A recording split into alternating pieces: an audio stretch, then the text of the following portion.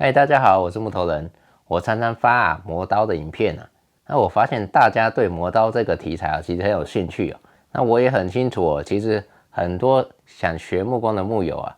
其實在磨刀這個部分哦，都一直沒有辦法克服。磨刀這一門技術啊，需要長時間學習是沒有錯哦。不過啊，其實很多的木友啊，在磨刀的核心觀念哦，一開始就是錯的。今天這一部影片啊，就是要教大家什麼是磨刀啊。我看完這部影片，我想你對你為什麼刀子會磨不好，會有比較清楚的一個概念。那廢話不多說，我們直接進入影片了。首先啊，我們來講為什麼磨刀這麼重要啊。像這種刀具啊，剛出廠回來啊，通常啊，它是已經開封過了哦。什麼叫開封？哦，就是它刀鋒基本上已經磨過了哦。可是，在研磨的時候，他們是使用量產型的機具哦，像是砂輪機去拋哦，所以它的力度哦没有辦法到非常的高。哦，剛入手你可以使用一陣子沒錯哦，不過它很快就會鈍了哦，所以之後哦你必須再把它研磨鋒利哦，這是勢必需要做的事情哦。那一把真正利的刀啊是什麼感覺嘞？以鑿刀為例啊，如果你在使用鑿刀去鑿木頭的時候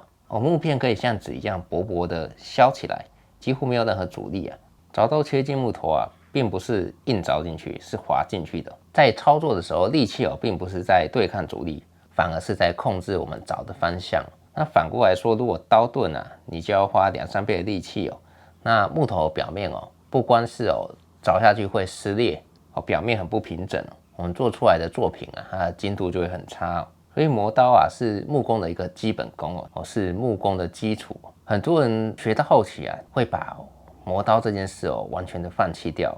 那我覺得很可惜。那首先我先來講刀子的角度啊，哦這個平面跟這個斜面，哦，這個對角就是我們平常在講的磨刀角度，並不是每一把刀的研磨角度都是一樣的。要先考慮到這把刀的特性是什麼哦，它是一把打鑿哦，還是一把修鑿哦？一開始角度設定都是不一樣的哦，這兩把刀就有很明顯的不同。這個刀柄哦，它是一個圓形哦，它越往手柄靠近的地方哦，它就越粗。這種打鑿就很耐敲擊哦，通常就用在你需要長時間敲擊的情況下，會使用打鑿。那打鑿的角度哦，通常就會落在25度左右。在重敲擊的時候，它的刀鋒哦比較不會因為大力的撞擊哦導致斷齒或者是容易鈍掉。那像這個修鑿啊，它這個位置哦它是比較薄的哦，這種修鑿就比較不耐敲擊哦。不過以做家具來說，我們不太可能像大木一樣哦這麼猛力的去敲擊鑿刀哦。一般的小榫孔哦，基本上使用修鑿，我認為也不會有什麼問題哦。所以在做家具的實務上哦，我覺得其實打鑿跟修鑿它本身這個刀身的設計哦，並沒有這麼明顯的差別哦。最重要的反而是在刀刃的角度設定上哦。所以說你手上現有的鑿刀，就算它是一把打鑿哦，就算你要把它的刀刃啊磨到修鑿的25度、20度，可不可以？哦，當然可以。有時候不需要拘泥在它原本的設定上，有時候可以為自己的工作習慣啊，或者是你現有的工具條件去調整刀刃的角度哦，這完全都沒有問題哦。再來哦，那假設鑿刀我設定成30度。我就是要拿來敲擊用的哦，那我在初加工哦，或是需要敲擊的時候，我就會使用這把鑿刀。那假設這一把刀我是設定它是修鑿哦，我磨到20度、25度哦，那我就不會用這把刀來做敲擊哦，否則它的刀鋒啊很容易就會缺角損壞哦。我只會使用這把刀，用手去薄薄的去修，達到最好的表面效果。我的這個觀點你同意嗎？哦，你可以在底下留言告訴我。哦，第二點是我們一開始磨刀的順序。很多人一開始學磨刀，他們只有考慮到磨這個斜面，以為這個斜面磨好，刀鋒就會是呈現銳利的狀態。哦，實際上是一個很大的錯誤。理論上這個斜面，我把它磨到很平直啊，那這個刀鋒就會越呈現一條線嘛，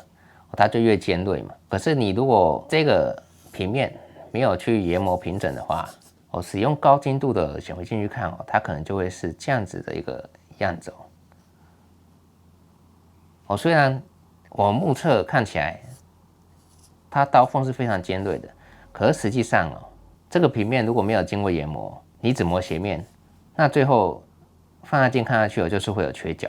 有缺角這把刀就絕對不會利哦，因為在鑿的過程中，它遇到缺角，它就會有阻力嘛，它鑿不動了哦。因此研磨這個平面是非常重要的一件事。那這個平面基本上只有久久需要磨一次。那第一次拿到鑿刀啊，就要花時間把這個面確實磨到平整哦。那以鑿刀為例哦，至少要磨個4-5公分嘛。這個平面必須依靠在木頭上面嘛，那我們才可以貼緊木頭去鑿出一個很平直的面。所以你也不能只磨前面一節哦，後面都不理它哦。那因為這一把是西式的鑿刀，所以它這個長度比較長哦。那你如果一開始要磨那麼長，要把它磨到平整，非常的困難哦。那基本上你只磨這一節，基本上你這輩子可能都用不完哦，除非你是專職木工哦。那以日式的鑿刀來說，通常這個刀不會太長，那我們就是整個面都會一起磨哦。西式的可能就會磨一節就好了。那我现在這一把鍍制的鑿刀，這把鑿刀的單價很低哦，所以我並不想花太多時間在這把鑿刀上面哦。一些比較沒那麼重要的加工上哦，我通常都會用這把鍍制鑿刀。那只有做很精細的加工哦，我才會用這把鍍制的鑿刀。這樣的好處是什麼？這樣可以減少我去研磨這把鑿刀的時間哦。所以我會有2套鑿刀，一個是粗用哦，一個是細用哦，兩個的用途不同。那像這種粗用鑿刀，我也會把它的角度設定的比較大，我也大概磨到30、32度，我讓它更耐用一點。好，那大家現在仔細看一下這把刀的刀鋒啊，接近刀鋒的大概2-3 mm 哦，它都是呈現鏡面的狀態哦，它不會有下方像這樣子的刮痕哦，或者是一條有不一致的感覺哦。我們一開始就是要靠它的研磨面來判斷這個面到底有沒有磨平哦。我新拿到的鑿刀，首先研磨這個平面，至少磨到前面這一節都平整了。那我們再開始研磨斜面。那大家看到這個鑿刀它有2層嘛，後面這裡是它原本機械加工的痕跡，比較粗。那因為我調整這把刀子的角度，它原本是25度，我把它調整到30度。所以前面這一節比較亮的是30度的角度。那不管刀子的鋼材好不好啊，都可以磨到很利哦。那差別是什麼？那當然就是它的耐用度啊。比較便宜的鑿刀磨礪之後，它可能相較於高階一點的鑿刀啊，它的耐用度會比較差哦。所以我就會把它的刀刃角度改大，增加它的耐用度。補個鏡頭啊，在這裡我要鄭重呼籲啊，如果你覺得我的影片對你有幫助啊，真的一定要幫我點個讚，然後在底下留言鼓勵我一下啊，不然啊，影片流量起不來啊，我會拍得很心酸的。趕快去點個讚吧，救命！再來講一下磨刀石的選擇啊，那一開始初階會需要3個磨刀石，一個是1000號磨刀石，一個6000號磨刀石，跟一個磨刀石的磨刀石啊。什麼叫磨刀石的磨刀石啊？尤其新手很容易忽略啊，磨刀石是會損耗的哦，尤其是中間的部位啊，很容易在研磨的時候會一直凹下去。那你如果用凹掉的磨刀石再去磨你的刀，你的刀子哦，這個斜面它就不會平了。那更嚴重的是，你這個平面如果不平哦，我們在磨削木材的時候就會找不到東西哦，你就勢必要翹起來，你才找得到東西哦。在我們鑿刀操作上哦，是很大的一個問題。磨刀石磨了一輪之後，就必須用整石器去研磨磨刀石的表面。這個磨刀石的表面哦，絕對要很平整哦，才可以去研磨我們的刀具哦。除非你磨的是菜刀哦，那因為磨菜刀我是外行呢，我不敢講什麼。以木工的鑿刀、刨刀來講，磨刀石一定是要絕對的平。那尤其是我們在研磨高階的刨刀，研磨磨刀石的時間哦，有時候還比研磨刀具的時間還要多，會非常頻繁的去研磨磨刀石哦。所以磨刀石的整石器哦，是很必備的一個工具。一開始這個平面研磨的重點是什麼？我這樣子側向把刀子平面哦壓在這個磨刀石上哦，那這樣前後的研磨哦，當然我如果只要磨我前面這一節假設是5公分，你也不能只固定在這個範圍內磨，這樣這裡就會出現一個斷差，所以你還是必須要這樣子前後移動，這樣子去研磨，直到我們的研磨面平整哦。在研磨平面最忌諱的是什麼？我們在研磨的時候，這邊翹起来了，導致前面靠近刀鋒的地方凹下去。它如果前面這一節凹下去哦，我們在鑿木頭的時候就找不到東西哦。我們的鑿刀就必須翹起來哦，才有辦法找到東西。前面必須要壓得很緊哦，那後面不可以提起來。基本上你提起來，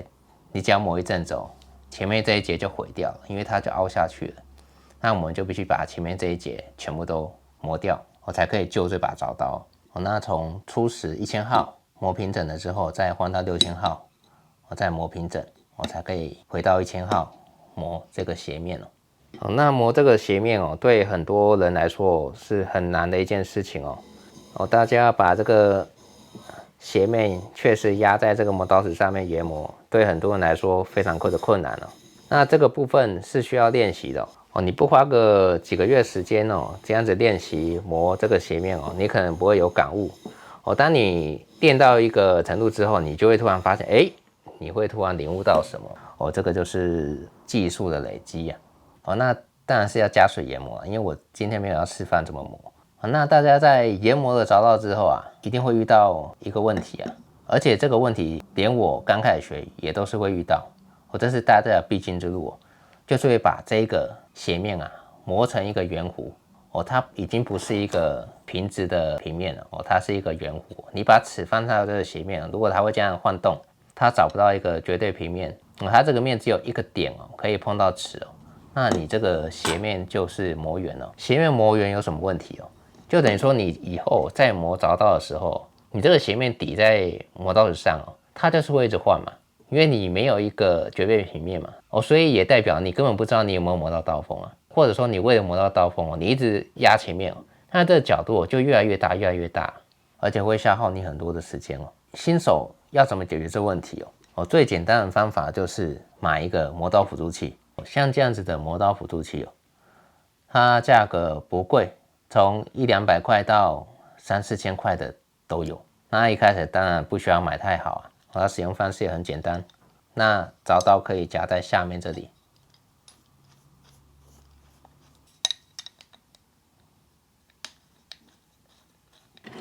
夾上去之後這個刀子突出這個磨刀器多少就可以改變研磨的角度那我們可以低下來看你如果一開始研磨的角度要跟刀子原本的角度我們就直接低下來看。要讓這個斜面確實有貼着磨刀石再把它鎖緊就好了。那最簡單就是這樣子確認這個斜面已經貼平了，那角度就設定好了。那假設現在刀刃磨圓了，你如果沒有砂輪機，你就沒有辦法把這個圓的地方車掉所以你就只能依靠這種磨刀輔助器，調整好角度之後，把你磨凸的這個斜面重新研磨成一個平面這樣子去磨。那當然我們在使用的時候也要注意我們盡量充分的使用到磨刀石的每一個位置不要只磨中間那樣中間很快就凹掉了。那凹掉了，我們還要去研磨這個磨刀石所以磨刀石就會消耗的特別快所以你必須每個地方都使用到。前面磨久了轉個向，後面也要。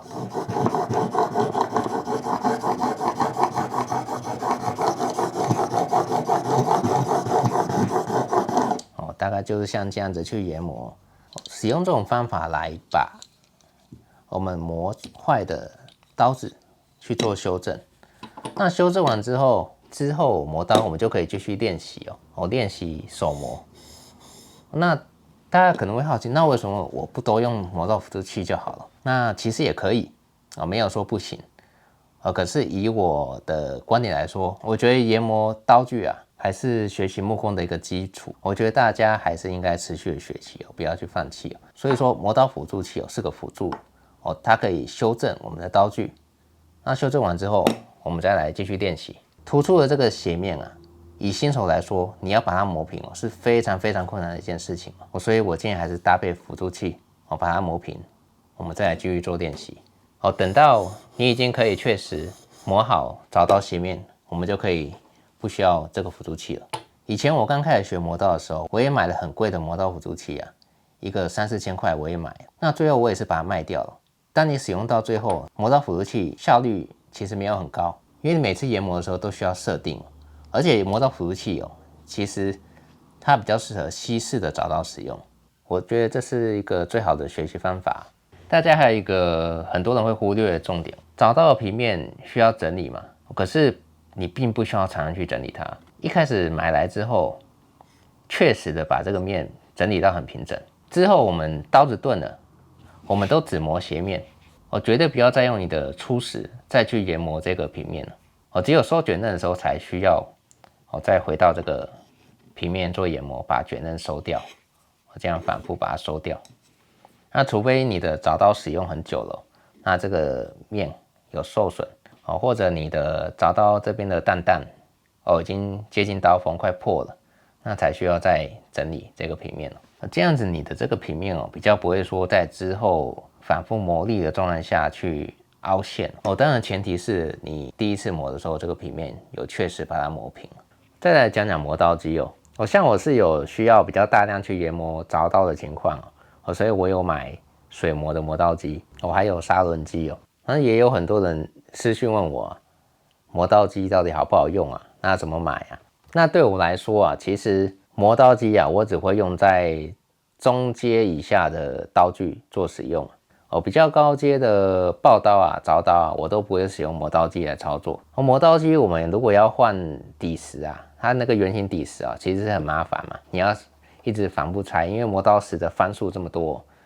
所以通常我們不可能去拆那個磨刀石的底石就會有2塊底石嘛，一個是可能一個粗石拿右邊放一個1000號的細石就用這2個石頭去研磨而已那1000號勢必不會比我們手磨10000號來的銳利嘛所以像這種比較初階的鑿刀，我就會使用水磨機或者砂輪機快速的研磨。如果是整理過的刀具我只是要把它再銳化的話，可能不用2、3分鐘就可以磨完一把刀，這樣就可以省下非常多的時間那比較高階的刀具，我就會使用磨刀石去慢慢的研磨，磨到10000號相对的就消耗我很多工作的時間所以我才會有2套鑿刀嘛，一個低價鑿刀跟一個高階的鑿刀2個交互去使用。那可能有人會問，那銳利程度真的有差這麼多嗎？老實說當然是有差，其實對一般的木友可能不會有很大的差別你如果完全不想磨鑿刀的話，那我會很建議買水磨機或者買砂輪機那接下來也跟大家簡單介紹一下砂輪機跟水磨機的差別砂輪機跟水磨機應該怎麼配置如果你是購買砂輪機，可以購買可調速砂輪機它可以切換慢速跟快速2個模式使用砂輪機來研磨鑿刀跟刨刀通常會鑽一個粗石100號的白石做出研磨，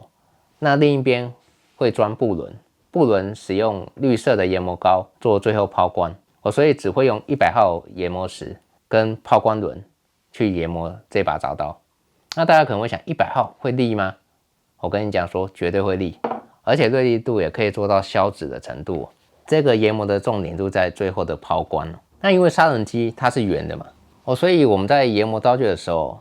中間這個斜面會被車凹所以理論上它刀鋒角度會變小所以它的力度也會變高。那相對的，它也會容易損壞，